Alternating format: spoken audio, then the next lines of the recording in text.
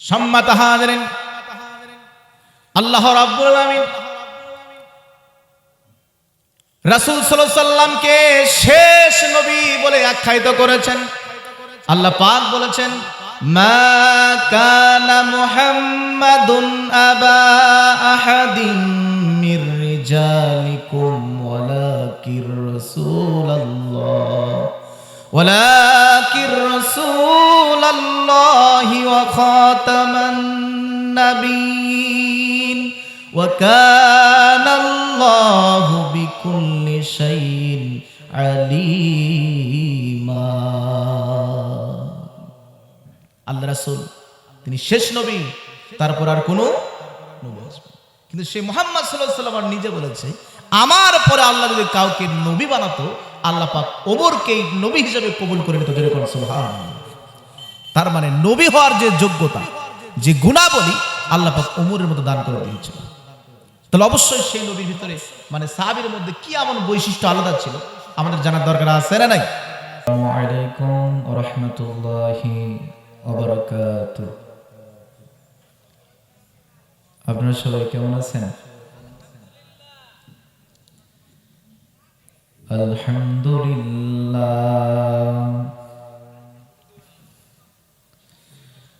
আলহামদুলিল্লাহ নাহমাদুহু ওয়া নুসাল্লি আলা রাসূলিহিল কারীম।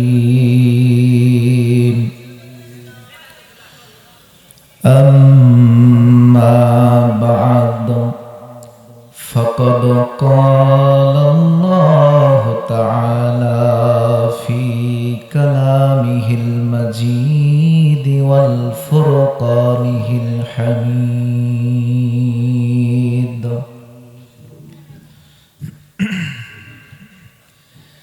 আউযু বিল্লাহি মিনাশ শাইতানির রাজীম।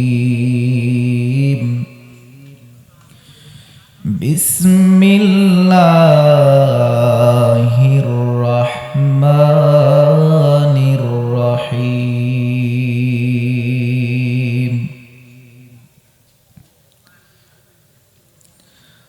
ওয়ামা হুয়া বিকাউলি শাইরিন কালিলাম মা তু'মিনুন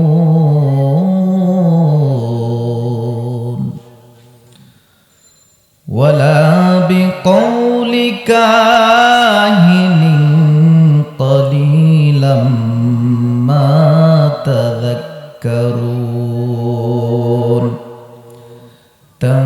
তানযীলুম মির রাব্বিল আলামিন।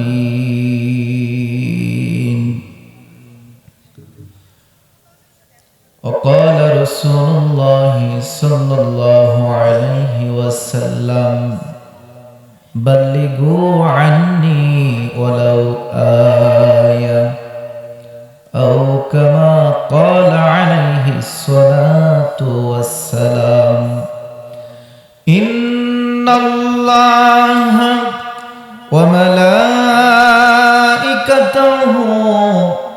يصلون على النبي يا أيها الذين آمنوا صلوا عليه وسلموا تسليما اللهم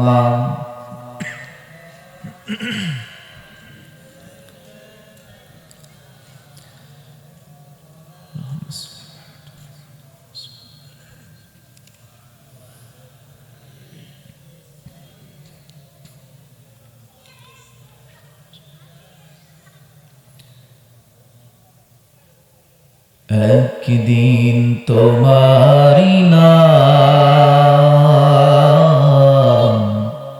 মসজিদে হবে এলান। একদিন তোমারি নাম মসজিদে হবে এলান। তৈরি থেকো, তৈরি রেখো, তৈরি থেকো, তৈরি রেখো, কবরের মাল সামান একদিন তোমারই নাম মসজিদে হবে এলান। সবাই জিকির করেন লা ইলাহা, লা ইলাহা, লা ইলাহা, লা ইলাহা ইল্লাল্লাহু বলো রে আমার মন, লা ইলাহা, লা ইলাহা,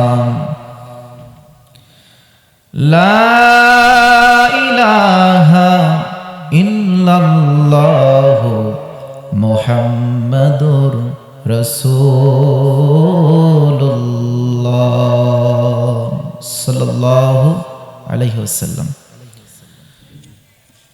কানার কেন্দ্রীয় জামে মসজিদের উন্নয়ন কল্পে আজকের তাফসীরুল কোরআন মাহফিলের সম্মানিত সভাপতি, সহ সভাপতি, প্রধান অতিথি, বিশেষ করে আমার আগে আলোচনা করলেন চতুর্থ বক্তা, তৃতীয় বক্তা আপনাদের মসজিদের সম্মানিত ইমাম সাহেব, আরো বিজ্ঞাপনের ভেতরে অনেকের নামে আছে, অনেক অতিথি আছে, প্রধান অতিথি।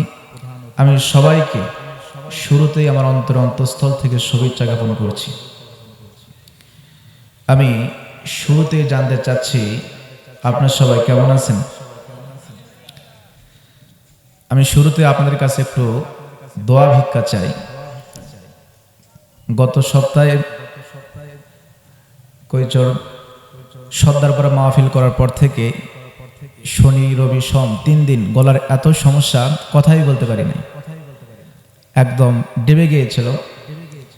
তো আল্লাহর রহমতে বুধবার থেকে কিছুটা সেরে দিয়েছে। তো আমি তো মনে করেছিলাম আলোচনা করতেই পারবো না, এত ঠান্ডা লেগেছিল যে কথা বের হচ্ছিল না, একদম আওয়াজই বন্ধ হয়ে গিয়েছিল। তো আল্লাহ রব্বুল আলামিনের দয়া, যতটুকু তিনি সুস্থ করেছেন আলহামদুলিল্লাহ।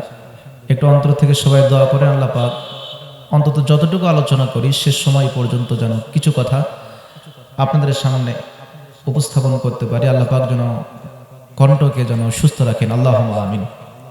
আপনারা সবাই ভালো আছেন? আমি আপনাদের এলাকারই সন্তান। গত কয়েক বছর থেকে আমি আপনাদের এখানে আলোচনা করি। প্রধান আলোচক তিনি আসবেন, তার আলোচনা আপনারা শুনবেন, তার অপেক্ষা আপনারা বসে আছেন। আমি আপনাদের খিদমতে কিছু আলোচনা করব, সবাই থাকবেন তো সবাই ইনশাআল্লাহ।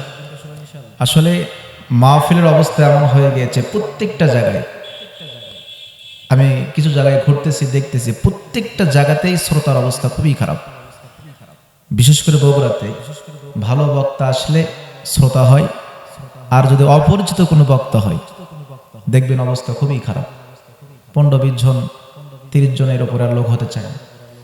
সবাই তো আল্লাহর কোরআন থেকে আলোচনা করবে নাকি বলেন?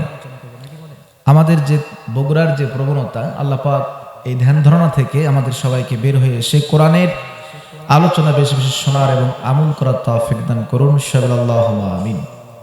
আমরা শুরুতেই আল্লাহ তাআলার শুকরিয়া আদায় করি যে আল্লাহ রাব্বুল আলামিন আমাদেরকে ভালো একটি পরিবেশে, জান্নাতে একটি পরিবেশে আল্লাহ পাক আমাদেরকে বসবার সুযোগ দান করেছে। এই জন্য আল্লাহ তাআলার দরবারে আমরা সবাই শুকর আদায় করি আলহামদুলিল্লাহ। দরুদ পাঠ করি বিশ্ব মানবতার দূত, যিনি রজব মাস আসলেই আমাদেরকে দোয়া শিক্ষা দিয়েছেন। আল্লাহুম্মা বারিক লানা ফি রজব ওয়া শাবান ওয়া বাল্লিগনা রমাদান। জাল্লা রজব এবং শাবানের বারাকাত তুমি দান করো এবং রমজান পর্যন্ত পৌঁছানোর তৌফিক দান করো, আল্লাহুম্মা আমিন। আমরা সবাই অন্তর থেকে দোয়া বেশি বেশি পাঠ করবো ইনশাআল্লাহ। তো আলোচনা সবাই শুনবেন তো মনোযোগ সহকারে। কি মন খারাপ?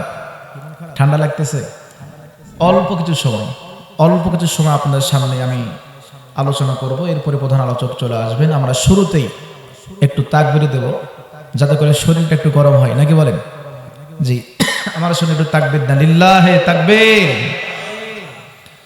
লিল্লাহে তাকবীর।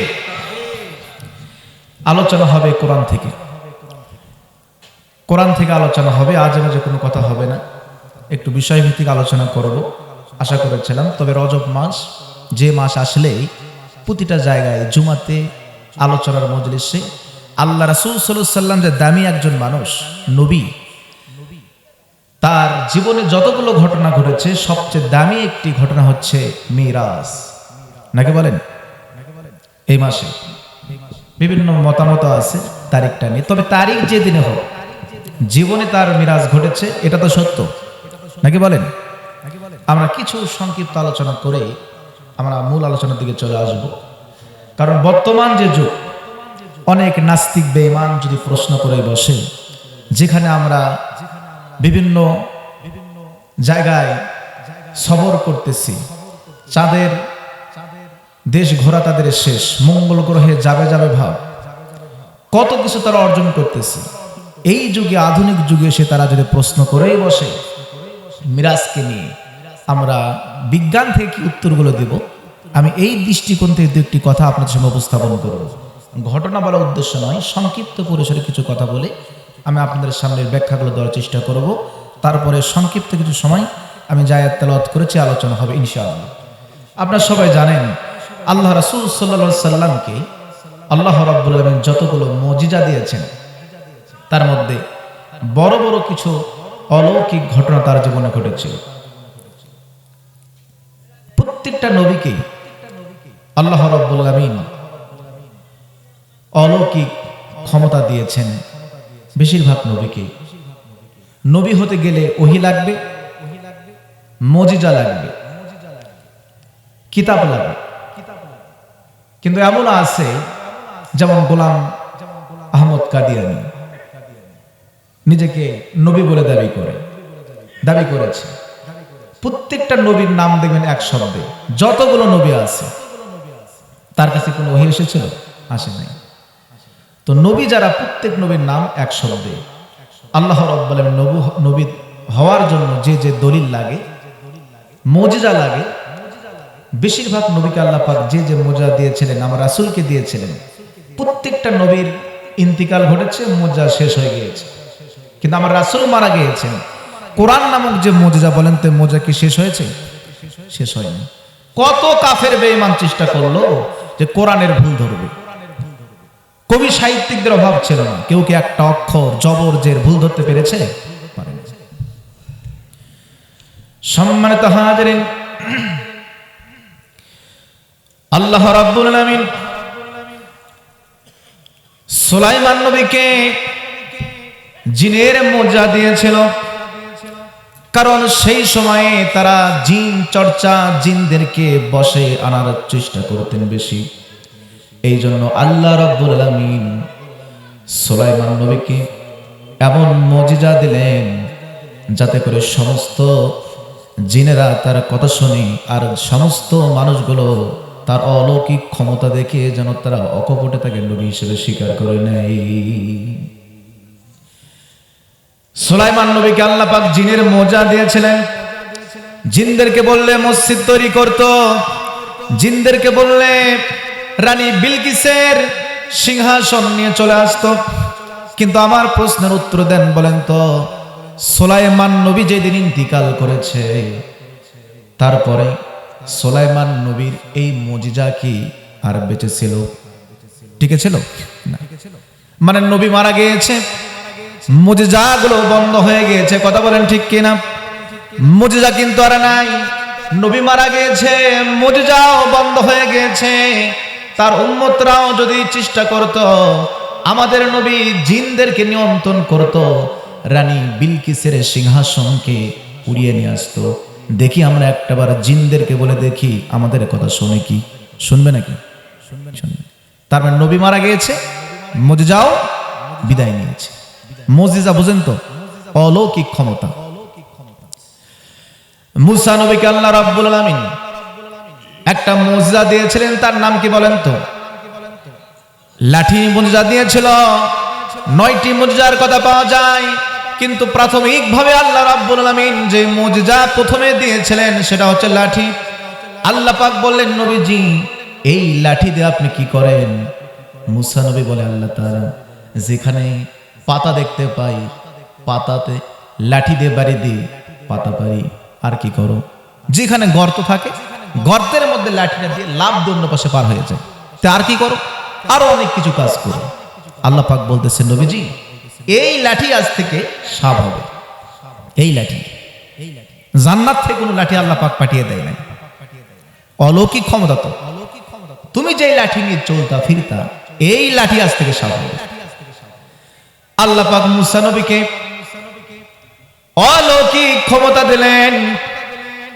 মুসা নবী যখন ইন্তিকাল করলো, আপনারা বলেন তো লাঠি কি ছিল কি ছিল না?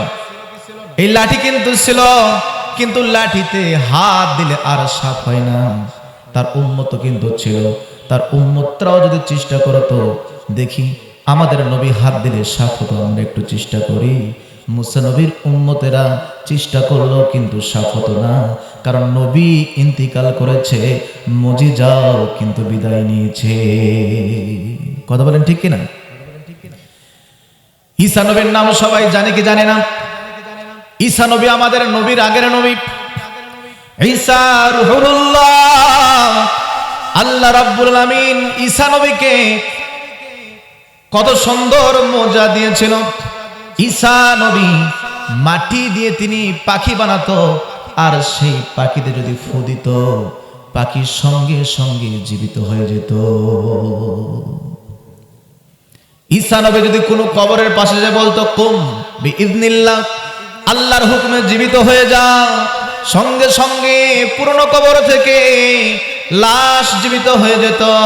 মরা মানুষের সামনে যদি বলতো জীবিত হয়ে যাও, সঙ্গে সঙ্গে জীবিত হয়ে যেত।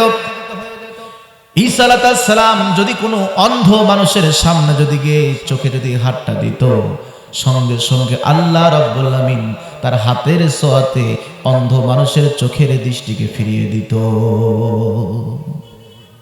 কুষ্ঠ রোগীর গায়ে হাত দিলে আল্লাহ পাক তার রোগকে ভালো করে দিত। সুবহানাল্লাহ বলবেন না?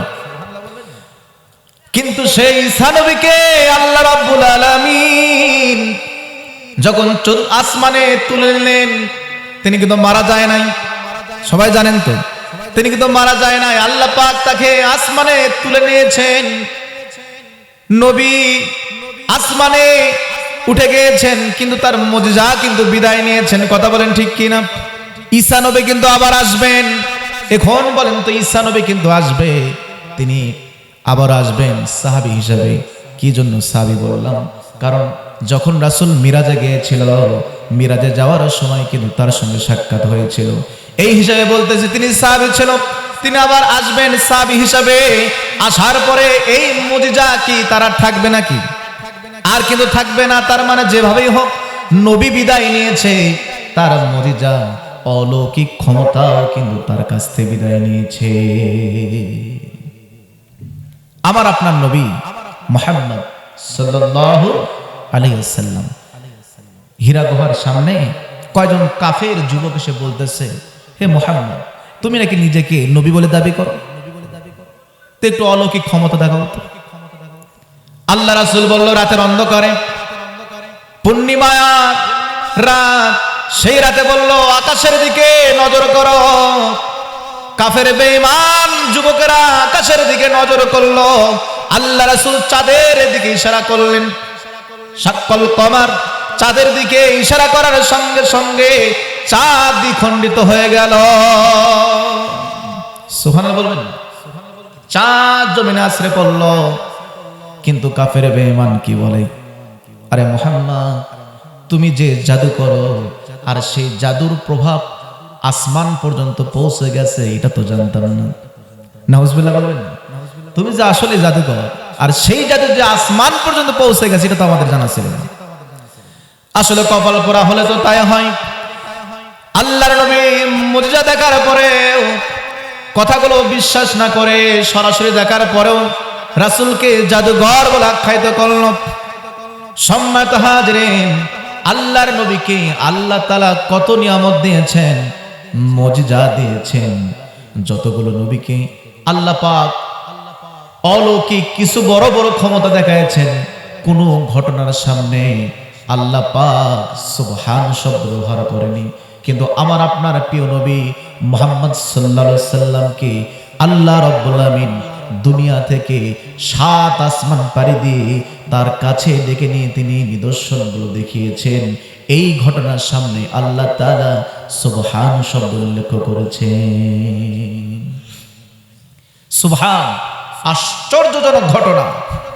আল্লাহ পাক বলতেছেন মিরাজের ঘটনার আয়াত নিয়ে, সুবহানাল্লাযী আসরা বিআবদিহি লাইলাম মিনাল মাসজিদিল হারাম।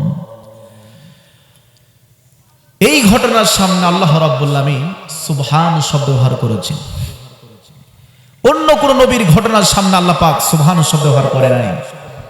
তার মানে অবশ্যই অলৌকিক আশ্চর্যজনক একটি ঘটনা আল্লাহ পাক নিজে ব্যবহার করতেছেন সুবহান। ঘটনাটি সংক্ষিপ্ত পরিসরে আপনাদের সামনে উপস্থাপন করব। আপনাদের জুমাতে আলোচনা হয়েছে, প্রত্যেকটা জায়গায় আলোচনা হয়। আসলে মিরাজের ঘটনা আমরা যতটুকু জানি, মুখে মুখে শুনে আমাদের মুখস্থ হয়ে গিয়েছে, যেরকম ঘটনা আমরা জানি, কিন্তু গবেষণায় গেলে আরো অনেক তথ্য পাওয়া যায়। সম্মানিত হাজিরিন, শুধু সার নির্যাস তথ্য আপনাদের সামনে উপস্থাপন করি। আল্লাহ রাব্বুল আমিন রাসূলকে মিরাজের জন্য ডাক দিলেন। আল্লাহর নবী জিবরাইল ফেরেশতার সঙ্গে তিনি চললেন বাইতুল মুকাদ্দাসের দিকে। জোরে কোন দিকে যাবেন? উপর দিকে। কিন্তু উপর দিকে না যে কোথায় যায়? বাইতুল মুকাদ্দাসের দিকে যাচ্ছেন, বুরাকে চড়ে যাচ্ছেন। বাইতুল মুকাদ্দাসে যাওয়ার পরে আল্লাহ রাব্বুল আমিন যতগুলো নবী রাসূল ছিল, সমস্ত নবী রাসূলকে আল্লাহ রাব্বুল আমিন বাইতুল মুকাদ্দাসে তিনি সবাইকে একত্র করলেন। 2 রাকাত নামাজ পড়তে হবে। 2 রাকাত নামাজ পড়ার জন্য আজান দিল। কে যেন আজান দেয়? 2 রাকাত নামাজের ইমামতি কে করবে? প্রত্যেকটা নবীর ভিতরে চিন্তা, দায়িত্ব বুঝি আদম নবী পাবে নাকি আমি পাবো, নাকি কোন নবী পাবে? ইউনুস নবী তিনিও চিন্তা করতেছেন দায়িত্ব কে পাবে। আদম নবী চিন্তা করতেছেন এই নামাজের দায়িত্ব কে পাবে। ইউসুফ নবী তিনিও চিন্তা করতেছে এই নামাজের দায়িত্ব কি পাবে। আমার আপনার নবী মুহাম্মদ সাল্লাল্লাহু আলাইহি সাল্লাম তিনিও চিন্তা করতেছে আমার পূর্বের যারা নবী এদের মধ্যেও মনে হয় কাউকে দায়িত্ব দেওয়া হবে। চিন্তা করতে করতে জিবরাইল ফেরেশতা নবীর হাতটা ধরলেন আর বললেন, নবীজি আপনি সামনে আসুন। আল্লাহ রাব্বুল আলামিন আপনাকে আজকে এই নামাজের সমস্ত নবীর সর্দার হয়ে নামাজের ইমামতি করার জন্য হুকুম করেছে। এই জন্য আমার আপনার নবী হচ্ছে ইমামুল আম্বিয়া, ইমামুল মুরসালিন। সমস্ত নবীদের সর্দার হয়ে আল্লাহ রাসূল তিনি 2 রাকাত নামাজের ইমামতি করলেন। জোরে করে সুবহানাল্লাহ। তার মানে আমার রাসূল কি ইমাম নাকি বলেন? আল্লাহ রাসূল কিন্তু নিজেও ইমাম, তিনি নবী, তিনিও নামাজের ইমামতি করতেন। আর প্রত্যেকটা মোনাজাতে আল্লাহ রাসূল ইমামদের জন্য তিনি দোয়া করতেন। আমি আপনাদের সামনে প্রশ্ন করি, জীবনে কোনো একদিন আপনার নামাজের পরে মোনাজাতে জীবনে একদিনের জন্য হলেও কি আপনার মোনাজাতের মধ্যে ইমাম মুয়াজ্জিন খতিবকে আপনি দোয়ায় শামিল করেছেন? বলেন তো দেখি। বহু বছর ধরে নামাজ পড়তেছেন, কত কিছু যাচ্ছেন, আল্লাহ আমার এটা লাগবে ওটা লাগবে, গুনাহ মাফ করে দাও, অমুকে অসুস্থ আছে, কিন্তু একটা দিনের জন্য কি ইমাম মুয়াজ্জিনের জন্য দোয়া করেছেন? আল্লাহ রাসূল সাল্লাল্লাহু আলাইহি ওয়াসাল্লাম এত ব্যস্ততার মধ্যেও কোনোদিন ইমাম মুয়াজ্জিনের জন্য দোয়া করতে তিনি ভুলতেন না। তিনি দোয়া করতেন, আল্লাহ ইমামদেরকে আপনি সঠিক পথে পরিচালিত করুন।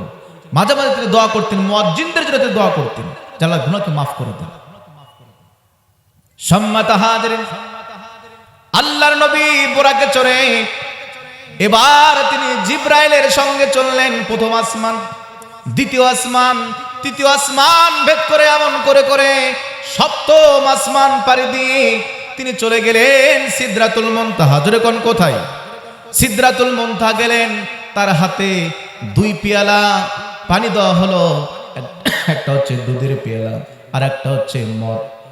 আল্লাহ রাসূলকে বলা হলো, নবীজি এই 2টার মধ্যে যে কোনো একটা আপনি গ্রহণ করবেন। এখন বলেন তো রাসূল কোনটা তিনি গ্রহণ করবেন? আল্লাহ রাসূল দুধ গ্রহণ করলেন। জিবরাইল ফেরেশতা বললেন, নবীজি এটাই তো ফিতরাত, আপনি দুধকে পছন্দ করেছেন, এটাই তো স্বভাব, এটাই তো ফিতরাত। আল্লাহ রাসূল দুধকে পছন্দ করলেন। সম্মানিত হাজরিন, বর্তমান জামানায় হলে কি পছন্দ করত? মদ এমন আসক্ত, এমন নেশায় শামিল হয়ে গিয়েছে বর্তমান যুবকেরা।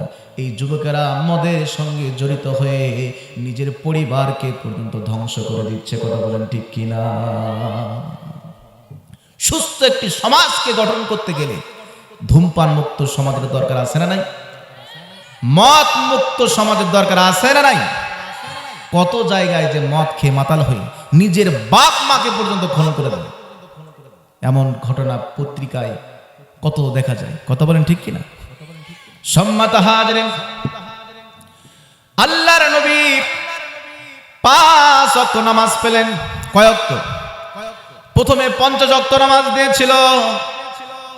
ফিরে আসতেছেন, মুসা নবীর সঙ্গে সাক্ষাৎ। কার সঙ্গে? মুসা নবী বলতেছে, নবীজি আল্লাহ তাআলা আপনাকে কি হাদিয়া দিল? আল্লাহ রাসূল বললেন, আল্লাহ রাব্বুল আলামিন আমাকে 50 ওয়াক্ত নামাজ হাদিয়া দিয়েছে। যেরকম কয় ওয়াক্ত? মুসা নবী বললেন, আমার অভিজ্ঞতার দৃষ্টিকোণ দিয়ে বলতেছি, আপনার উম্মতদের জন্য এটা কষ্ট হবে, আপনার উম্মতরা এটা কিন্তু পালন করতে পারবে না, কষ্ট হবে। কারণ আমার উম্মতরা অনেক ঝামেলা করেছে, তারা কিন্তু পালন করতে পারে নাই। আপনি ফিরে চলে যান আল্লাহ তাআলার কাছে। কারণ মুসা নবী অভিজ্ঞতার ভিত্তিতে বলতেছে। কথা বলেন ঠিক কিনা?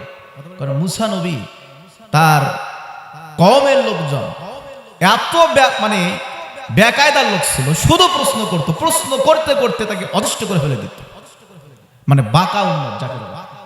আল্লাহ পাক বলতেছে গরু জবাই করতে হবে, তো গরুর কালার কি, গরুর বয়স কত, এই নানা প্রশ্ন করে জর্জরিত করত। আল্লাহ পাক বলতেছেন তোমাদেরকে আসমানতে খাবার দেব, আসমানের খাবার পছন্দ হয় না।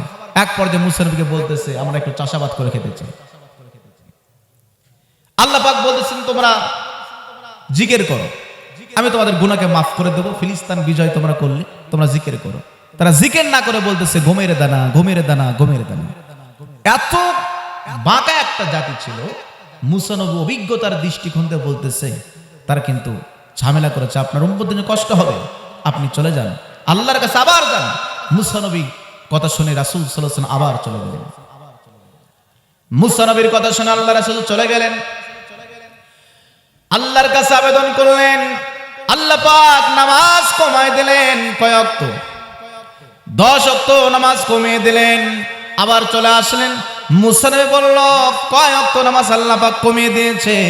আল্লাহ রাসূল বললেন 10 ওয়াক্ত নামাজ কমিয়ে দিয়েছে। আপনি আবার ফিরত চলে যান, কারণ এই নামাজ আপনার উম্মতদের জন্য কষ্ট হবে, এটাও পড়তে পারবেন না, আর ফিরত চলে যান। আল্লাহ রাসূল সাল্লাল্লাহু আলাইহি সাল্লাম আবার তিনি চলে গেলেন নামাজ কমানোর জন্য। আল্লাহ রাব্বুল আলামিনের কাছ থেকে আবার নামাজ কমিয়ে নিয়ে আসলেন। মুসা নবীর সঙ্গে আবার সাক্ষাৎ। মুসা নবী বলল কয় ওয়াক্ত নামাজ কমিয়ে নিয়ে এসেছেন? 10 ওয়াক্ত নামাজ কমিয়ে নিয়ে এসেছি। মুসা নবী বলল আপনার উম্মতদের জন্য এটাও কষ্ট করা হবে, আপনি তাড়াতাড়ি ফিরত চলে যান, আবার নামাজকে কমে নিয়ে আসেন। মুসা নবীর কথা শুনে আবার চলে গেলেন, আবার 10 ওয়াক্ত কমিয়ে নিয়ে আসলেন। আবার মুসা নবীর সঙ্গে সাক্ষাৎ। বলে কি করলেন? কত কমা দিয়েছে? 30, 20 কমা দিয়েছে, 30 কমা দিয়েছে, আর এটাও পারবে না। আল্লাহ রাসূল লজ্জা পাচ্ছেন, কিন্তু মুসা নবী বারবার বলতেছেন চলে যান, ফিরত যান। কারণ মুসা নবী আল্লাহর সঙ্গে কথা বলতে খুবই মানে অভ্যস্ত বলতে মাঝে মাঝে প্রশ্ন করে বসতো আল্লাহকে। এত প্রশ্ন করতো আল্লাহ তাআলাকে। মুসা নবী মাঝে মাঝে প্রশ্ন করত, সেই নবী বারবার ফেরত পাঠাচ্ছেন।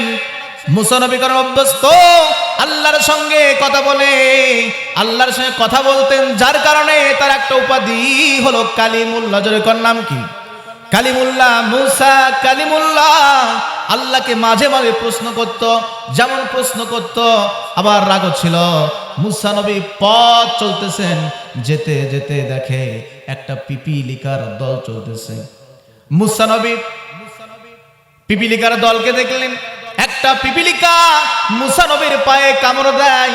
মুসা নবী রাগ করে সমস্ত পিপিলিকাকে পুড়িয়ে ছাই করে দেয়। এটা কি করলেন?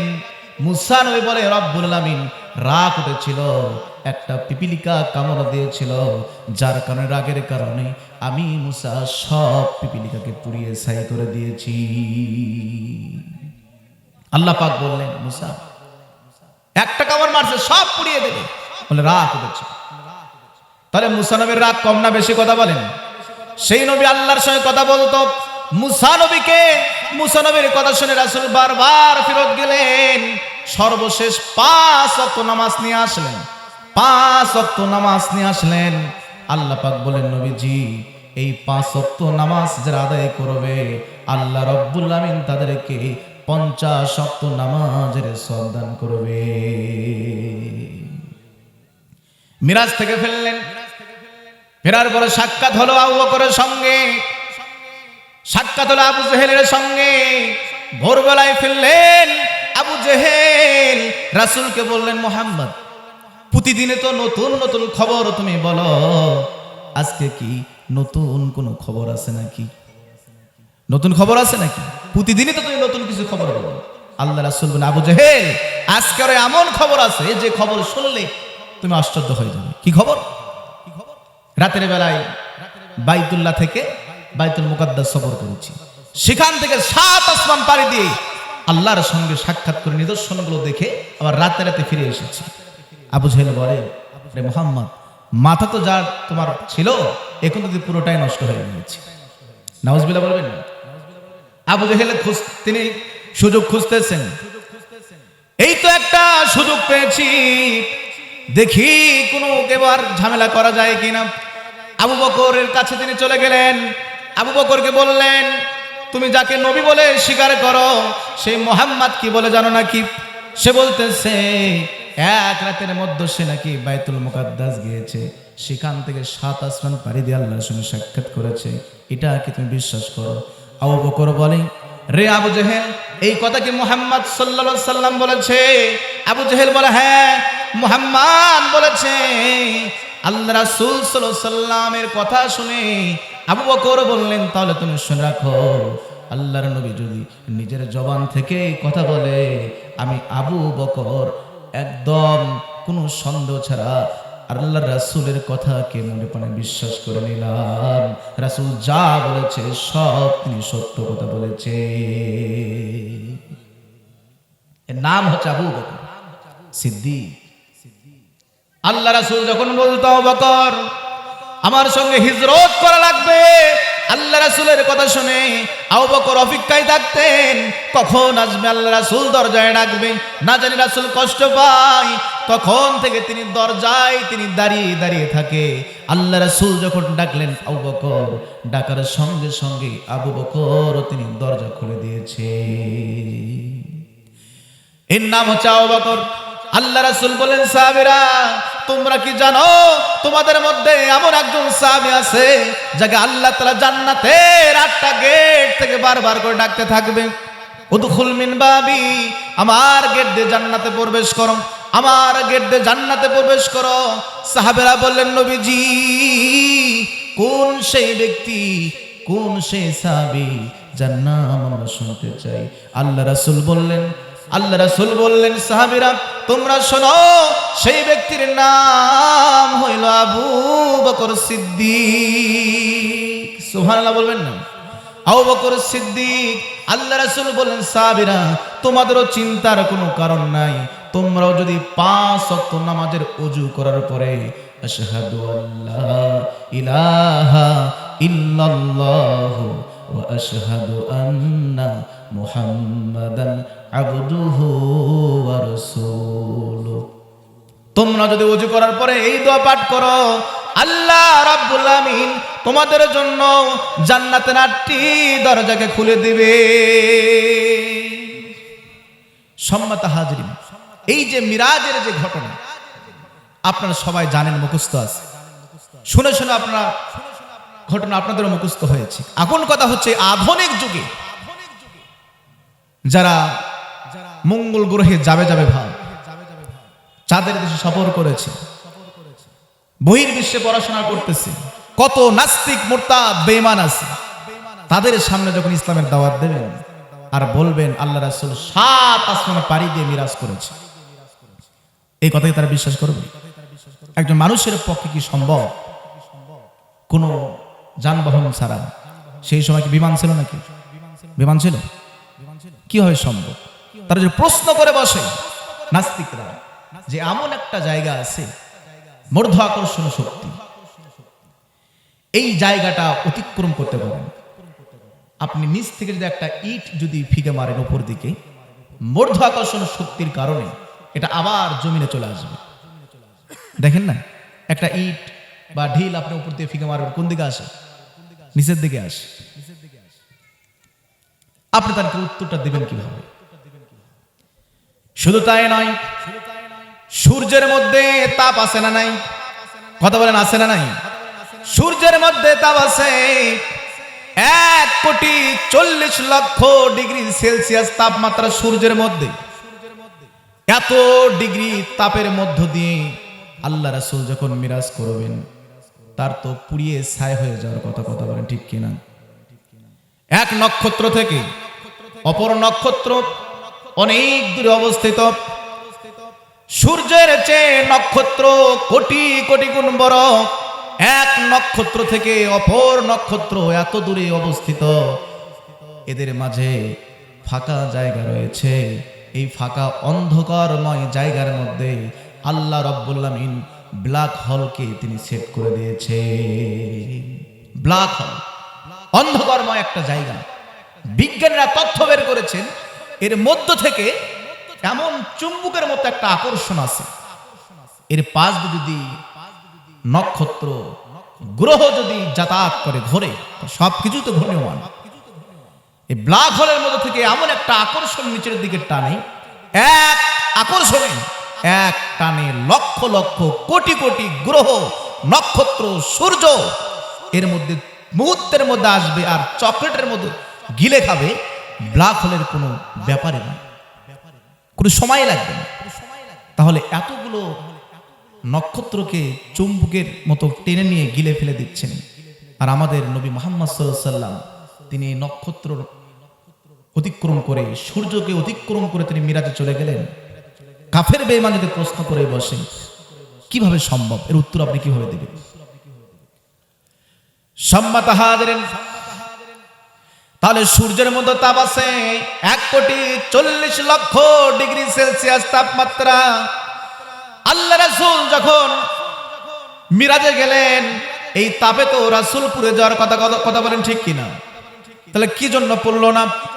সম্মানিত হাজিরিন, আমার সঙ্গে একটু উত্তর দিবেন, বলেন তো সূর্যকে সৃষ্টি করেছে আল্লাহ তাআলা, সৃষ্টি করেছেন।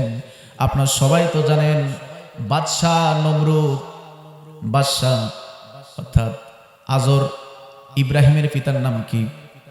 আজর। নিজের পিতা হয়ে আজর, বাদশাহ নমরুদ আর আজর মিলে ইব্রাহিম নবীকে টেনে টেনে আগুনের মধ্যে নিক্ষেপ করে দিল। আগুনের মধ্যে নিক্ষেপ করে দিল। ইব্রাহিম নবীর হাত বাঁধা ছিল, পা বাঁধা ছিল, আগুনের মধ্যে নিক্ষেপ করে দিল। আল্লাহ পাক সঙ্গে সঙ্গে আগুনকে ঘোষণা করলো, কুন্না ইয়া নারু কুনি বারদাও সালামান আলা ইব্রাহিম। হে আগুন, নিরাপদ হয়ে যাও, বেশি গরমও না বেশি ঠান্ডাও না, এমন নিরাপদ হয়ে যাও যাতে করে আমার ইব্রাহিম কষ্ট না পায়। আগুন নিরাপদ হয়ে গেল। সম্মানিত হাজিরিন, ইব্রাহিমের হাতে যে দড়ি ছিল, দড়ি পুড়ে ছাই হয়ে গেল। পায়ে যে দড়ি ছিল বাঁধা ছিল, সেই দড়ি পুড়ে ছাই হয়ে গেল। কিন্তু ইব্রাহিম নবীর গায়ের পশম, একটা পশম পুড়ে ছাই হয় নাই, দেহের চামড়াও পড়ে নাই। ইব্রাহিম নবীকে আগুনের মধ্যে হেফাজত করেছেন কে? আগুনের মধ্যে হেফাজত করেছে। আর রাসূল তো সূর্য ভেদ করে সূর্যের পাশ দিয়ে তিনি মিরাজে যাচ্ছেন। ইব্রাহিমকে আগুনের মধ্য থেকে আল্লাহ পাক হেফাজত করে, আল্লাহ রাসূল সাল্লাল্লাহু আলাইহি ওয়াসাল্লামকে সূর্যের পাশ দিয়ে তিনি 7 আসমান ভেদ করে মিরাজে নিয়ে যেতে পারেন কি পারেন না? আল্লাহর ক্ষমতা। ইব্রাহিম নবী যখন 250 মানে 250 বছর ইব্রাহিম নবী জীবিত ছিল, 175 বছর ইব্রাহিম নবী জীবিত ছিল। বুড়া বয়সে তার নাতিদের সঙ্গে গল্প করতেছে, তো নাতিরা বলতেছে ইব্রাহিম নবীকে যে দাদা, আপনার ওই ইব্রাহিমের মানে নমরুদের যে গর্তের আগুনটা, এটা কেমন ছিল? ইব্রাহিম নবী বলতেছে, আমার জীবন যত আনন্দদায়ক মুহূর্ত ছিল, আরামদায়ক দিন ছিল, সবচেয়ে আরামদায়ক দিন হচ্ছে ওই নমরুদের আগুনের দিন। যদি কোনো সুবহানাল্লাহ, 40 দিন আগুনের মধ্যে ছিল। তো সে আল্লাহ তাআলা মনে হয় নাই, নাকি বলেন? আছে? আল্লাহ পারে কি পারে না? সব কিছুই পারে। আল্লাহর ক্ষমতা নিয়ে ধারণা মুমিন ব্যক্তিদের মধ্যে অটুট থাকতে হবে। সম্মানিত হাজিরিন, আপনাদের সামনে দ্বিতীয় যুক্তি উপস্থাপন করি। বিজ্ঞান বলতেছে মধ্য আকর্ষণ শক্তি, যেখানে ঢিল মারলে আবারও নিচের দিকে ঢিল চলে আসে। আপনি এখনই যদি একটা ইট যদি উপর দিকে মারেন, ইট কোন দিকে চলে আসবে? তাহলে রাসূল সাল্লাল্লাহু আলাইহি ওয়াসাল্লাম মধ্য আকর্ষণ শক্তি ভেদ করে কি হয়ে গেল? তো বিজ্ঞান বলতেছে এমন একটা যন্ত্র আবিষ্কার করতে হবে, যেই যন্ত্র প্রতি সেকেন্ডে 8000 মাইল পথ অতিক্রম করতে পারবে, তাহলে এই মধ্য আকর্ষণ শক্তিকে ভেদ করা সম্ভব। আল্লাহ রাসূল কোন জাহানে গেছিল? প্রাণীর পিঠে চড়ে, বলেন তো? বোরাকে চড়ে। বোরাক অর্থ কি? বারকুন, বিদ্যুৎ। বিদ্যুতের গতি হচ্ছে প্রতি মিনিটে 1,86,000 মাইল গতিতে চলে। এর চেয়েও দ্রুত গতিতে বোরাক চলছে। অর্থাৎ রাসূল সাল্লাল্লাহু আলাইহি ওয়াসাল্লাম বলেন, মানুষ চোখ বুঝবে আর খুলবে, খোলার সঙ্গে সঙ্গে শেষ সীমা পর্যন্ত যতদূর দেখতে পাবে, বোরাক প্রতিটা ধাপে ধাপে এতটুকু পথ অতিক্রম করেছিল। সুবহানাল্লাহ বলবেন? তার মানে কি, বিজ্ঞান যা বলেছে তার চেয়েও কয়েক গুণ বেশি দ্রুত গতিতে আল্লাহ রাব্বুল রাসূল সাল্লাল্লাহু আলাইহি ওয়াসাল্লামকে তিনি সফর করেছেন। এখন প্রশ্ন হলো কাফেরদের প্রশ্ন, যে ব্ল্যাক হোল অন্ধকারময় একটা জায়গা, যেখানে চুম্বকের মতো চুষে নিচ্ছে, কোটি কোটি সূর্যর গ্রহকে মুহূর্তের মধ্যে চুষে গুলে ফেলবে, তাহলে সেই জায়গা দিয়ে রাসূল সাল্লাল্লাহু আলাইহি ওয়াসাল্লাম কি হয় মিরাজ করল? আল্লাহ রাব্বুল আমিন ব্ল্যাক হোল সৃষ্টি করেছেন নিজে। কে সৃষ্টি করেছেন? আল্লাহ তাআলা। লা উকসিমু বিমাওয়াকিন নুজুম, ব্ল্যাক হোলের শপথ। বিজ্ঞানে তো সবে মাত্র নাজিল করল, আর আল্লাহ পাক তত দিয়েছেন কত বছর আগে? ১৫০০ বছর আগে কোরআনে কোট করে রেখে দিয়েছেন। সম্মানিত হাজিরিন, আল্লাহ রাসূল সাল্লাল্লাহু আলাইহি ওয়াসাল্লাম সবর করেছেন। কাফেরদের প্রশ্ন থাকতে পারে, নাস্তিক বেঈমানদের প্রশ্ন থাকতে পারে। আপনাদের সামনে আমি জিজ্ঞেস করি, বলেন তো, ইউনূস নবীকে আল্লাহ রাব্বুল আলামিন মাছের পেটে বন্দী করেছে কি করেছিল না? নিজের কওম ছেড়ে তিনি পালিয়ে যাচ্ছিল, একটা নৌকায় চড়েছিল, নৌকা থেকে ঝাঁপ দিয়েছিল। আল্লাহ পাক বলল, বিশাল একটা মাছকে ইউনূস নবীকে গিলে ফেলো। ইউনূস নবীকে গিলে ফেলল। সেই মাছের মধ্যে ইউনূস নবী 40টা দিন তিনি অবস্থান করল, কিন্তু সেই মাছের পেটের মধ্যে কি অক্সিজেন ছিল? বাতাস ছিল? মাছের পেটের মধ্যে কি কোনো খাবার পৌঁছায়ছিল? তাহলে এই 40টা দিন আল্লাহ রাব্বুল আলামিন ইউনূস নবীকে কিভাবে তিনি জীবিত রাখলেন? প্রশ্ন আছে না নাই? কিন্তু একজন মানুষ যদি না খেয়ে থাকে, সর্বোচ্চ কতদিন জীবিত থাকবে?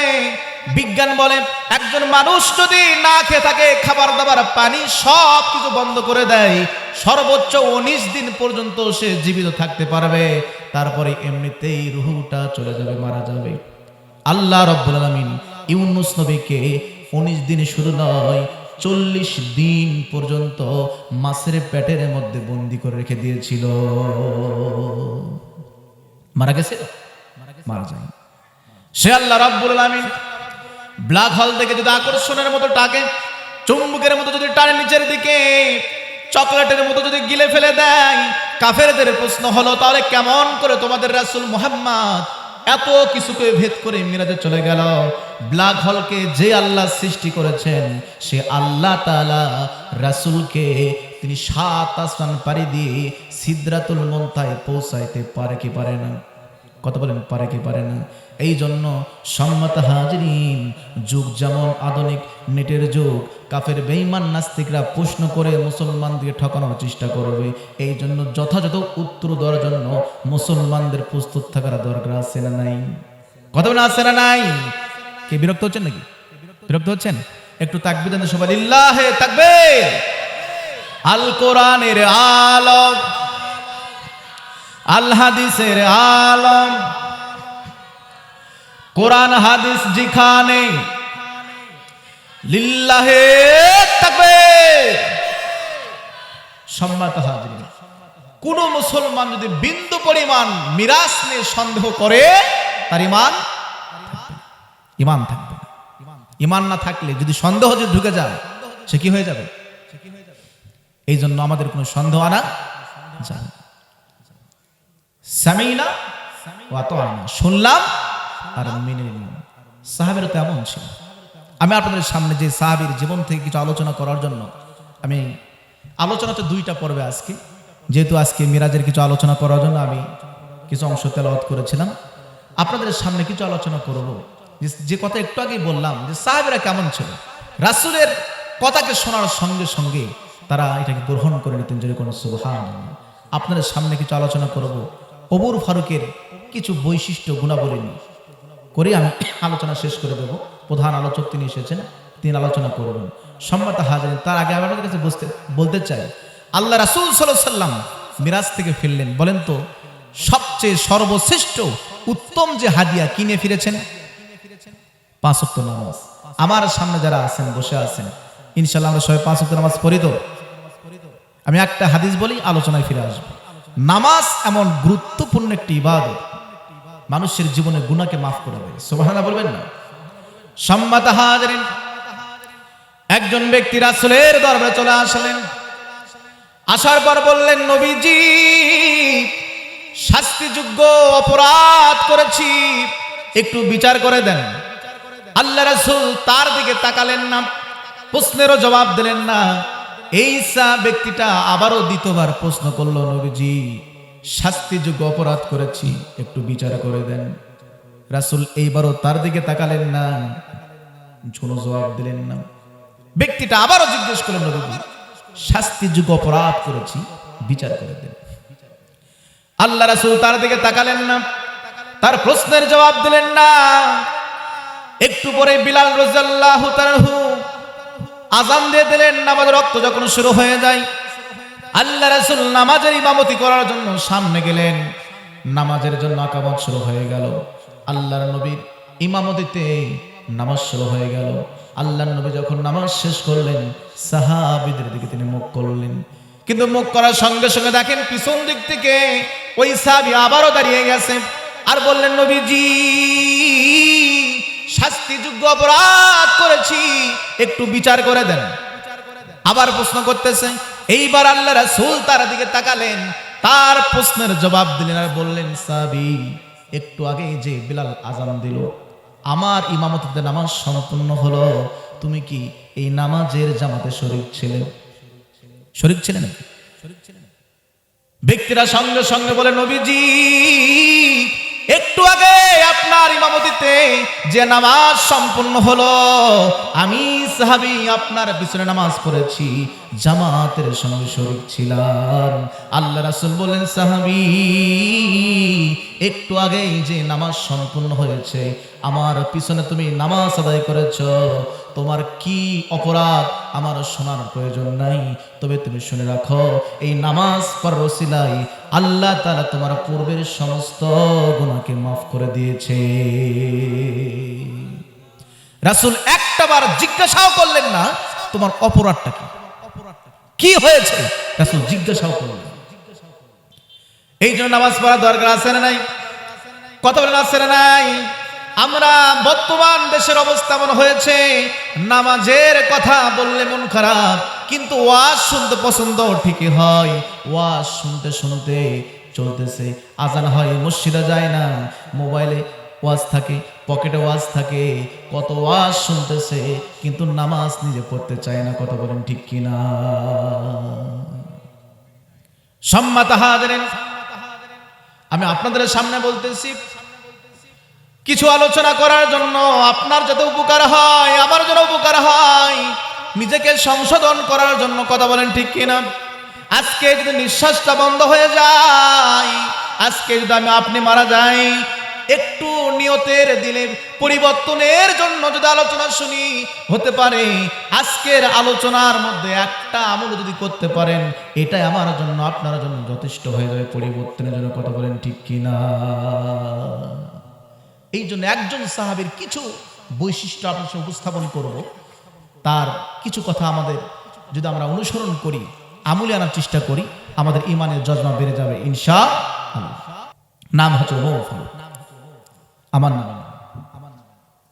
সম্মানিত হাজিরিন, আল্লাহ রাব্বুল আলামিন রাসূল সাল্লাল্লাহু আলাইহি সাল্লামকে শেষ নবী বলে আখ্যায়িত করেছেন। আল্লাহ পাক বলেছেন, মা কানা মুহাম্মাদুন আবা আহাদিম মির রিজালিকুম ওয়ালাকির রাসূলুল্লাহি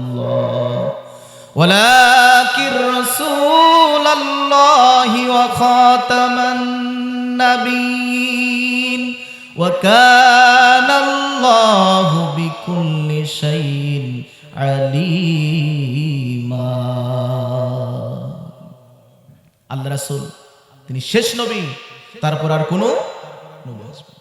কিন্তু সে মুহাম্মদ সাল্লাল্লাহু আলাইহি ওয়াসাল্লাম নিজে বলেছে, আমার পরে আল্লাহ যদি কাউকে নবী বানাতো, আল্লাহ পাক ওমরকে নবী হিসেবে কবুল করে নিত। জোরে বলেন সুবহানাল্লাহ। তার মানে নবী হওয়ার যে যোগ্যতা, যে গুণাবলী আল্লাহ পাক ওমরের মতো দান করে দিয়েছিল। তাহলে অবশ্যই সেই নবীর ভিতরে মানে সাহাবীর মধ্যে কি এমন বৈশিষ্ট্য আলাদা ছিল আমাদের জানার দরকার আছে না নাই? এই নবীর শ্রেষ্ঠত্ব হচ্ছে আল্লাহ রাসূলের দুইজন জামাই আর দুইজন শ্বশুর ছিল, যারা চারজনেই খোলাফে রাশিদিন। সুবহানাল্লাহ বলবেন না? খোলাফে রাশিদিন চারজন সাহাবী, বড় বড় সাহাবী। তাদের মধ্যে দুইজন ছিল রাসূলের জামাই। একজন হচ্ছে আলী রাদিয়াল্লাহু তাআলা, আরেকজন হচ্ছেন উসমান রাদিয়াল্লাহু তাআলা, আর দুইজন রাসূলের শ্বশুর ছিল। তার মধ্যে একজন হচ্ছে আবু বকর সিদ্দিক রাদিয়াল্লাহু তাআলা, আর একজন যে সাহাবী, তার নাম আপনাদের সামনে আজকে আলোচনা করতেছি, তার নাম হইল হযরত ওমর। সুবহানাল্লাহ বলবেন না? লিল্লাহে তাকবীর। প্রধান অতিথির আগমন, লিল্লাহে তাকবীর। যে সম্মানিত হাজিরিন, আজকের মাহফিলের প্রধান অতিথি তিনি এসেছেন, আপনাদের এলাকারই কৃতি সন্তান। তো তিনি আজকের মাহফিলে গত বছর তিনি ছিলেন নাকি বলেন? আমার জানা মতো তিনি ছিলেন।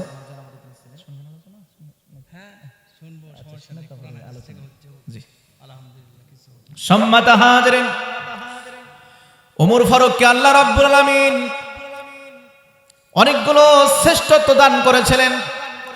ওমর ফারুক তিনি রাসূলের শ্বশুর ছিল। ওমর ফারুক আল্লাহ রাব্বুল আলামিন তাকে এমন গুণাবলী দিয়েছিল, রাসূল বলেছেন, আমার পরে কেউ যদি নবী হতো, আল্লাহ রাব্বুল আলামিন ওমরকে নবী হিসেবে কবুল করে নিত। কারণ তারপর আর কোন নবী আসবে না। নবুয়তের দরজা খোলা না বন্ধ? বন্ধ। খোলা একদম বন্ধ হয়ে গেছে। সম্মানিত হাজিরিন, ওমর ফারুকের প্রথম বৈশিষ্ট্য সংক্ষিপ্ত শুনলাম। দ্বিতীয় বৈশিষ্ট্য, তার তাকওয়া কেমন ছিল, আল্লাহকে কেমন ভয় করত, অর্ধ পৃথিবীর খলিফা ছিল, কেমন তিনি দেশ শাসন করতেন, আল্লাহর ভয় ওমর ফারুকের কেমন ছিল। সম্মানিত হাজিরিন, একদিন তিনি রাস্তা দিয়ে দৌড়াইতেছেন। ওমর ফারুক অর্ধ পৃথিবীর খলিফা, রাস্তাতে দৌড়াই, হযরত আলী রাদিয়াল্লাহু তাআলা তিনি বলেন, আমিরুল মুমিনিন, এমন করে কেন আপনি রাস্তায় দৌড়ান? কারণটা কি? আমিরুল মুমিনিন ওমর ফারুক সঙ্গে সঙ্গে জবাব দেয়, আমার বাইতুল মালের একটা উট ছিল বা ঘোড়া ছিল, দড়ি ছেড়ে সে পালিয়ে গিয়েছে। আমি তাকে খোঁজার জন্য বের হয়েছি, অনেক চেষ্টা করেও তাকে খুঁজে পাইতেছি না। আলী বলতেছেন, ওমর ভাই, আপনি তো পরবর্তী শাসকদের জন্য রাস্তাকে কঠিন করে দিলেন। ওমর বলতেছে, আলী, আমার সঙ্গে আমার কথাকে তুমি তর্ক মনে করো না। ফুরাত নদীর পাশে যদি কোনো একটা উটের যদি রশিও যদি পড়ে থাকে, হেরে যায়, এর জন্য আল্লাহ রাব্বুল আলামিন আমাকে জবাবদিহিতার আওতায় আনবে। কি রকম শাসক তারা ছিল! আবু বকর সিদ্দিক যখন খলিফা, বাসায় লিখতেছেন, রাষ্ট্রীয় ফরমান জারি করবেন, কি যেন লিখতেছেন, দরজায় কে যেন ডাকতেছে। দরজা খোলা হলো, খুলে দেখেন তার চাচাতো ভাই। কি বলো? আপনার সঙ্গে কিছু ব্যক্তিগত কথা আছে। খলিফা আবু বকর সিদ্দিক একজন শাসক, নিজের চাচাতো ভাই যেই বলেছে ব্যক্তিগত কথা আছে আপনার সঙ্গে, বলার সাথে সাথে আবু বকর সিদ্দিক এক ফু দিয়ে তার সামনে যেই আলো ছিল, বাতি ছিল, নিভিয়ে দিয়েছে। অন্য একটা বাতি জ্বালালেন। চাচাতো ভাই আসলেন, তার সাথে কথা বললেন। যাওয়ার সময় বলতেছেন, আপনার সঙ্গে আমার কিছু কথা আছে। কি কথা? আমি যখন আপনার বাসার রুমে ঢুকলাম, যে মোমবাতি ছিল বা আলোটা ছিল, আপনি কেন নিভিয়ে দিলেন? আবু বকর বললেন, তুমি যখন দরজায় ডাকলে, দরজা খুলে দিলাম, আমি রাষ্ট্রীয় কাজ করতেছিলাম, রাষ্ট্রীয় মম, রাষ্ট্রীয় বাতি। যখন তুমি বললে ব্যক্তিগত কথা আছে, বলার সঙ্গে সঙ্গে আমি ফু দিয়ে নিভিয়ে আমার ব্যক্তিগত মমকে জ্বালিয়ে দিয়েছি। তোমার ব্যক্তিগত কথা আমার ব্যক্তিগত টাকায় কেনা মমের টাকায় কেনা কথা হবে। যখন তুমি বলেছো ব্যক্তিগত কথা, এই জন্য রাষ্ট্রীয় মমকে নিভিয়ে দিয়ে ব্যক্তিগত মমকে আমি জ্বালিয়ে দিয়েছি। সুবহানাল্লাহ বলবেন না? আর এখন নিতার তো অবস্থাই খারাপ, নাকি বলেন? নিতার তো অবস্থাই খারাপ। নিতার সামসা যিনি ড্রাইভার, তিনি 400 কোটি টাকার মালিক। কথা বলেন ঠিক কিনা? কোনো খোঁজ খবর নাই, টাকা সব তসরুপ করে বিদেশে পাড়ি জমাইছে, নাকি বলেন? আল্লাহ পাক আমাদের দেশে একজন সৎ যোগ্য শাসক দান করুন, যে শাসকের কারণে পুরো জমিনের বাংলার মুসলমান, বাংলার মানুষগুলো যেন স্বস্তির নিঃশ্বাস ফেলতে পারে। যেন আল্লাহুম্মা আমিন। দাও খোদা দাও আবায় আমার, ওমার দারাজ দিল, দাও খোদা দাও আমায় আবার, ওমার দারাজ দিল। আল্লাহুম্মা আমিন। আল্লাহ পাক ওমরের মতো একজন যোগ্য শাসক আমার জমিনে দান করুন। আল্লাহুম্মা আমিন। সম্মানিত হাজিরিন, এই ওমর ফারুক আল্লাহকে কেমন ভয় করতেন! অসুস্থ হয়ে পড়েছেন ওমর ফারুক খিলাফতের সময়। ডাক্তার বলতেছে তোমাকে মধু পান করতে হবে, মধু। আমিরুল মুমিনিন ওমর ফারুক মধু কোথায় পাবেন? কে যেন বলে বাইতুল মালে কিছু মধু জমা আছে। বিভিন্ন জায়গা জয় করার পরে, বিভিন্ন অঞ্চল জয় করার পরে সেখান থেকে কিছু মধু সংগ্রহ করা আছে বাইতুল মালে। বাইতুল মাল রাষ্ট্রীয় কোষাগার, যেখানে দেশের অর্থগুলো জমা থাকে। কথা বলেন ঠিক কিনা? ওমর ফারুক মধু পান করবেন কেমন করে? এটা তো রাষ্ট্রীয় সম্পদ। সমস্ত লোকজনকে ডাকলেন, জুমার মিম্বারে উঠলেন আর ঘোষণা করলেন, রে আমার লোক সকল, বাইতুল মালে যে মধু আছে, আমি আমিরুল মুমিনিন ওমর ফারুক এই মধুটুকু একটু পান করতে চাই। যদি তোমরা হুকুম দাও এই মধুটা আমার জন্য হালাল হবে, আর যদি হুকুম যদি তোমরা না দাও এই মধু পান করা আমার জন্য হারাম হয়ে যাবে। লোকেরা কান্না শুরু করে দিয়েছে। আমিরুল মুমিনিন কি বলতেছেন আপনি? সাহাবীরা কান্না করে আর বলে, আমিরুল মুমিনিন আপনি তো পরবর্তী খলিফাদের পথকে কঠিন করে দিলেন, আপনার জন্য আমরা অনুমতি দিলাম। আমিরুল মুমিনিন ওমর ফারুক তারপর তিনি সে মধুকে পান করলেন। সুবহানাল্লাহ বলবেন না? কত ভয় তাদের মধ্যে ছিল। আর এখন তো নিতার চামচর খাটের নিচে তেলের বোতল দিয়ে ভরা, কথা বলেন ঠিক কিনা? কত জায়গায় খোঁজ বের হয়, চাউলের বস্তা তেলের বোতল দিয়ে খাটের নিচে ভরপুর করে রেখে দিয়েছে। সম্মাত হাজিরিন, ওমর ফারুক আল্লাহকে কেমন ভয় করত। আল্লাহর নবী আল্লাহর পক্ষ থেকে মুনাফিকের একটা লিস্ট পেলেন, তালিকা, কারা কারা মুনাফিক, এই তালিকা আল্লাহ পাক রাসূলকে জানায় দিলেন। আর বললেন, নবীজি এই তালিকা আপনি কাউকে বলবেন না, কারো কাছে প্রকাশ করবেন না। আল্লাহর নবী এই মুনাফিকের তালিকা, হুযায়ফা বলে আপনার নাম আছে কিনা? আল্লাহ রাসূল নিষেধ করেছে, এই নামগুলাই বলতে পারবো না। ওমর ফারুক বারবার তিনি বলতেছেন, কিন্তু তিনিও বলতেছেন না। এবার ওমর ফারুক তিনি একটা কৌশল করলেন, দামেস্কে তিনি গভর্নর নিযুক্ত করলেন 22 জন, যেরকম কয়জন 22 জন শাসক নিযুক্ত করলেন। একটা নামের তালিকা তৈরি করলেন, আর চিন্তা করতেছে, আরে নবী তো বলেছে মুনাফিকের লিস্ট হুযায়ফার কাছে আছে, আমি যে শাসকের নাম তৈরি করলাম, তালিকা তৈরি করলাম, এর মধ্যে যদি কোনো মুনাফিক থেকে থাকে কেমনে বুঝবো? চিন্তায় পড়ে গেলেন। মুনাফিকের তালিকা নিয়ে আবার তিনি হুযায়ফার কাছে চলে গেলেন। যাওয়ার পর আবারও বলতেছেন, তোমার কাছে একটা প্রশ্ন আছে, আমার নাম কতবার জিজ্ঞেস করলাম, একটা বারের জন্য বললাম না। এবার তোমার কাছে আমি একটু আবেদন করে তুমি বলো তো, এই যে 22 জন গভর্নরের তালিকা, 22 জন শাসকের তালিকা, তুমি একটু বলো না, এই 22 জন শাসকের মধ্যে কোন মুনাফিকের নাম আছে কিনা? ওমর ফারুকের কথা শুনে হুযায়ফা আবারও জিবায় কামড় খেলেন, আর বললেন, আমি নাম তো বলতে পারবো না, আল্লাহ রাসূল তিনি নিষেধ করেছেন, আমি মুনাফিকের নাম বলতে পারবো না। হুযায়ফার কথা শুনে ওমর ফারুক কৌশল করে এবার বলতেছে, নাম যদি বলতে তুমি না চাও, তাহলে একটা কাজ করো, এই 22 জন সাহাবীর নাম আমি একে একে বলবো, যেখানে মুনাফিকের নাম থাকবে তুমি হুযায়ফা শুধু হাতের আঙ্গুল তুমি উত্তোলন করবে,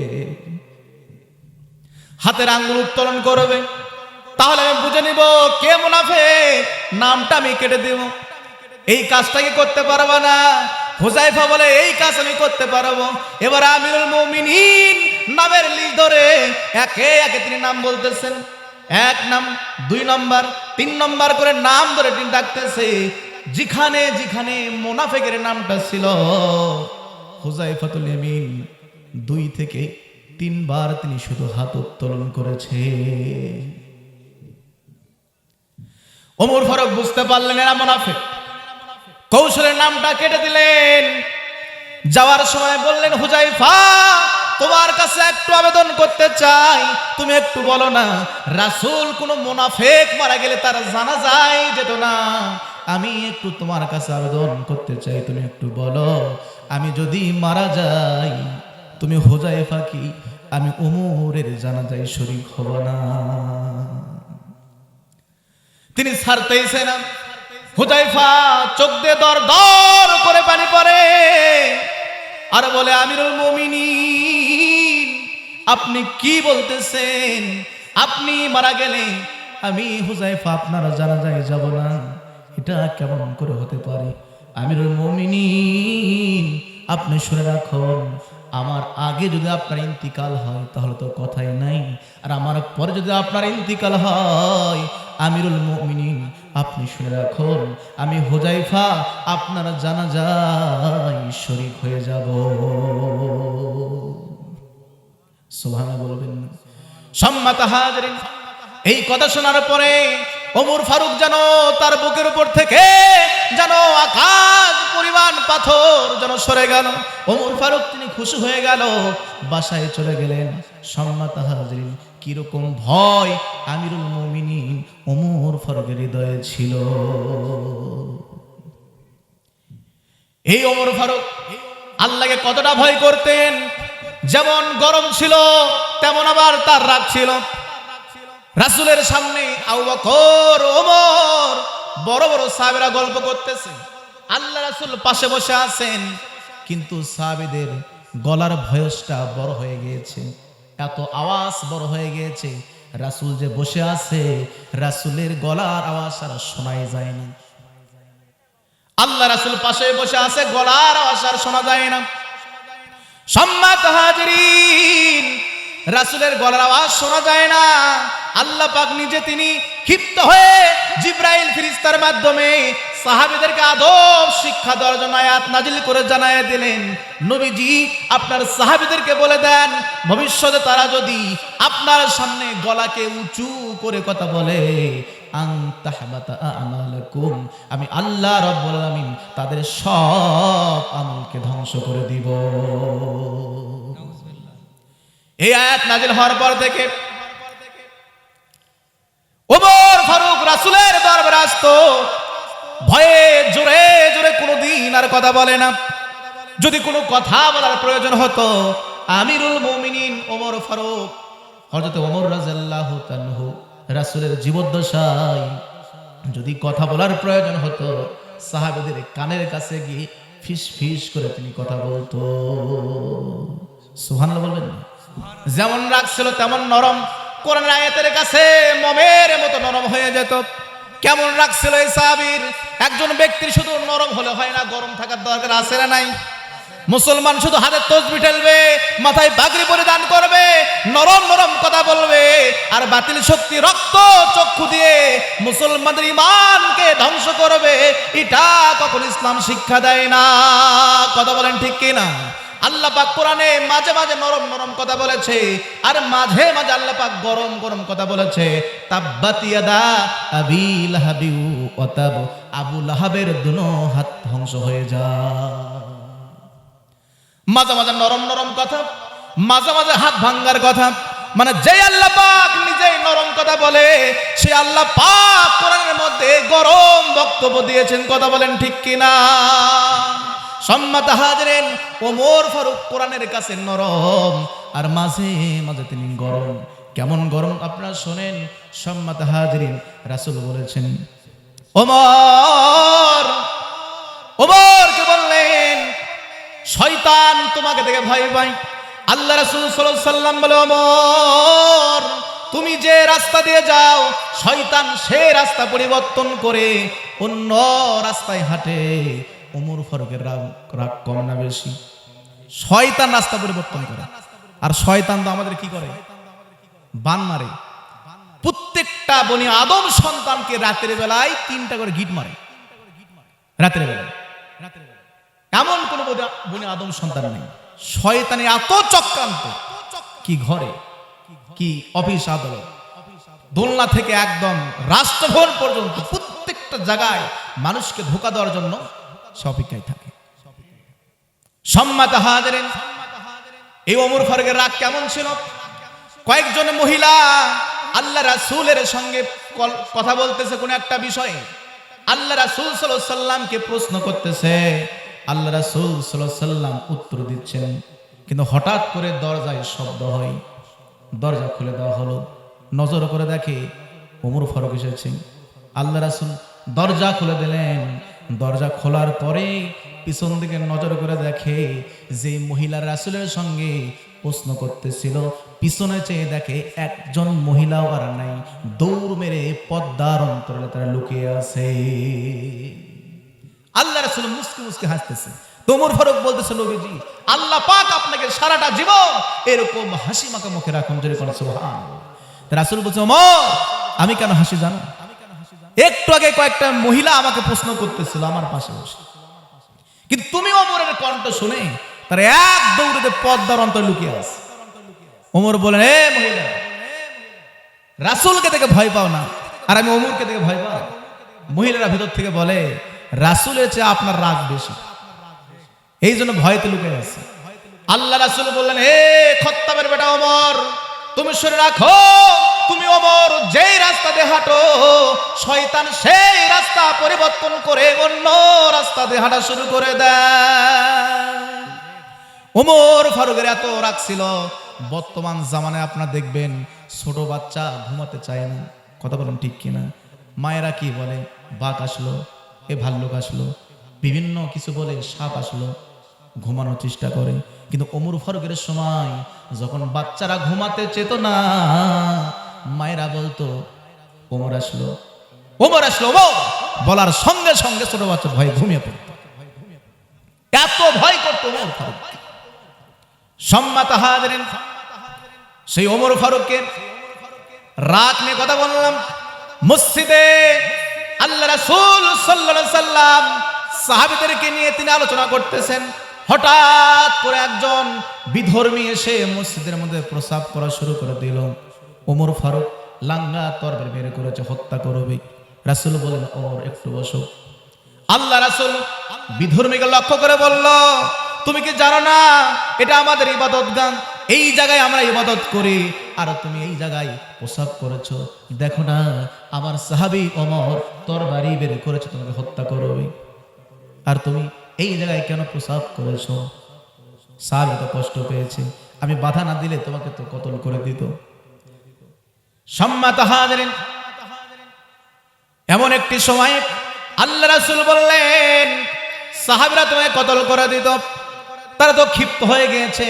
বিধর্মী রাসূলকে পরীক্ষা করার জন্য মসজিদে এসেছিল।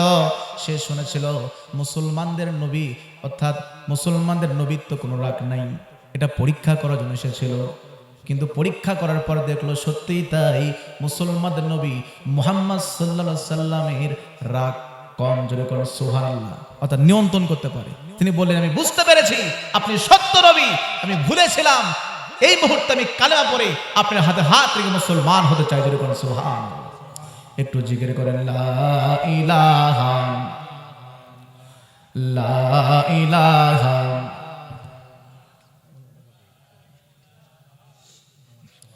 লা ইলাহা ইল্লাল্লাহু মুহাম্মাদুর রাসূলুল্লাহ সাল্লাল্লাহু আলাইহি ওয়াসাল্লাম। সম্মানিত হাজিরিন, আজকের এই মাহফিলের প্রধান অতিথি আমাদের এলাকার কৃতি সন্তান জনাব মোহাম্মদ শাহ আলম।